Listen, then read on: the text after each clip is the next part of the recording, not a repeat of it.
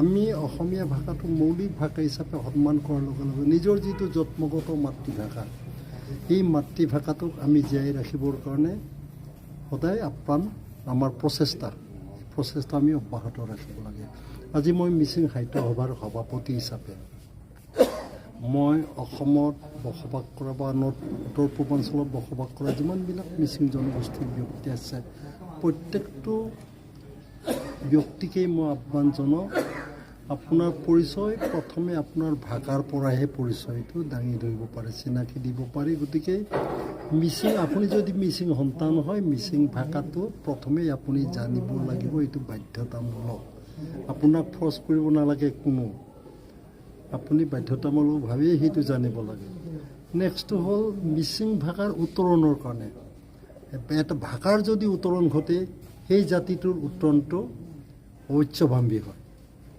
আজি অসমীয়া ভাষাটোৰ উত্তৰণটো আজি ধ্ৰুপদী ভাষাৰ সন্মান এই আসনটো দখল কৰিছে। এতিয়া ভাৰত দেশখনত অসমীয়া ভাষাৰ, ভাৰত দেশৰ বিভিন্ন প্ৰান্তত অসমীয়া ভাষাৰ যিটো সন্মান, অসমীয়াৰ ভাষাৰ যিটো স্থিতি, এই স্থিতিটো মজবুত হ'ব আজিৰ তাৰিখৰ পৰা।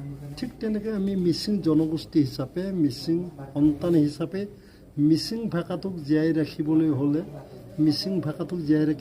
মিচিং ভাষাটো তাই বিদ্যালয়ৰ ভাষা হ'ব লাগিব। বিদ্যালয়ৰ ভাষা হ'ব লাগিব। বিদ্যালয়ৰ ভাষা হ'লেহে এটা ভাষা জীয়াই থাকে।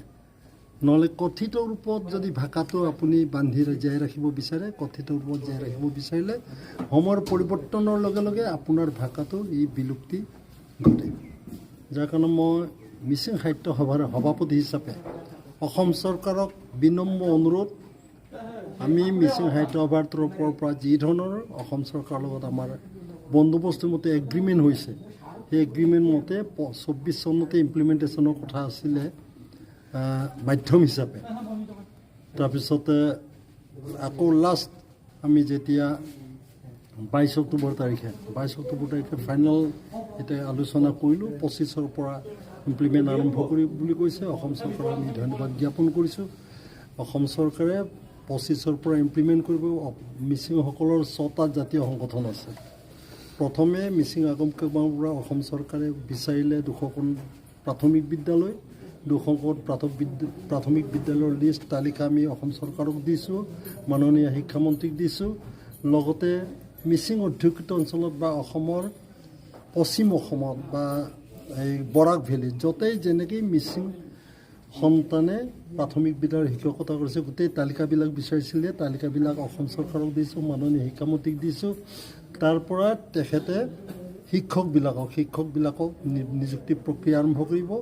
মাননীয় অসম চৰকাৰৰ শিক্ষামন্ত্ৰী ডাঙৰীয়াই ক'লে যে SCRT আৰু আগম কেবাঙে মিলি এই শিক্ষকবিলাকক প্ৰশিক্ষণৰ ব্যৱস্থা কৰি দিব লাগে বুলি কৈছে। আমি গাঁত পাতি লৈছোঁ, এমহীয়া 1.5 প্ৰশিক্ষণ আমি SCRTৰ লগত জড়িত থাকি মিচিং আগম কেবাঙে এই প্ৰশিক্ষণটো প্ৰদান কৰিম। তাৰ বাবে আমি কুণ্ঠাবোধ নকৰোঁ।